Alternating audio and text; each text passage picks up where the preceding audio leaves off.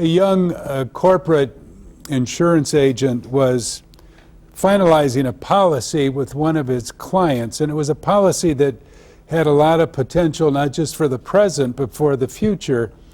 And as the young agent signed the corporate policy, before he was just beginning to date it, and the client said to him, "Would you mind doing me a favor?" He said, "Would you just please predate or backdate this policy about 3 weeks?" Because he had experienced some kind of loss about 3 weeks before, and the $300 or $400 involved in it certainly wouldn't hurt this large insurance company, but it would be of real benefit to this client.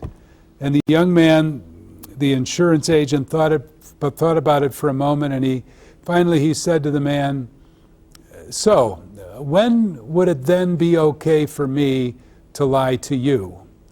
And the young man then kind of started packing up his case because he knew this deal was over and lost.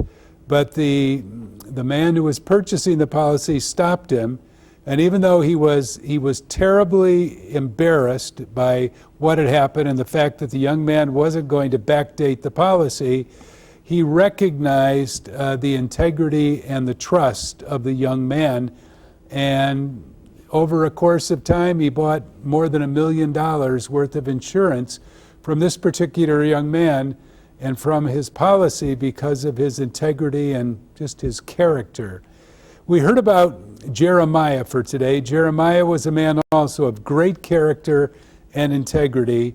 The king and his representatives were of a mind to establish an allegiance with Egypt, and they felt if they could align with Egypt, they could overcome whatever their foe was at the time. Jeremiah kept telling them, "Don't do it. That's wrong. The answer is no.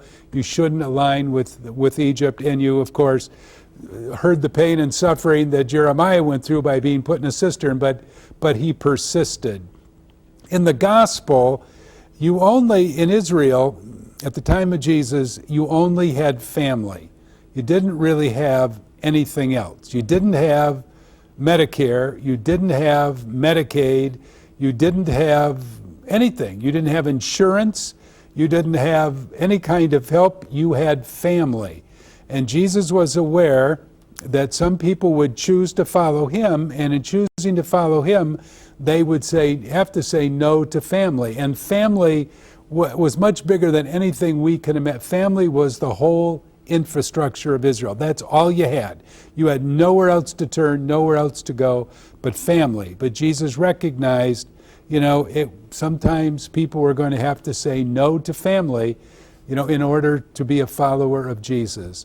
So the message here is that sometimes, in the practicalities of our everyday lives, we find ourselves needing to say no, needing to do the right thing. And sometimes when those practicalities of everyday life, we are disciples, we live by a gospel of discipleship, and that discipleship talks to us about God's unconditional love and reconciliation.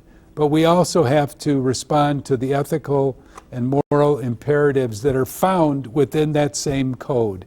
And that therein lies the challenge, and therein lies the challenge for all of us, to always strive to be people of honesty and integrity and dignity, to be faithful to the gospel of Jesus.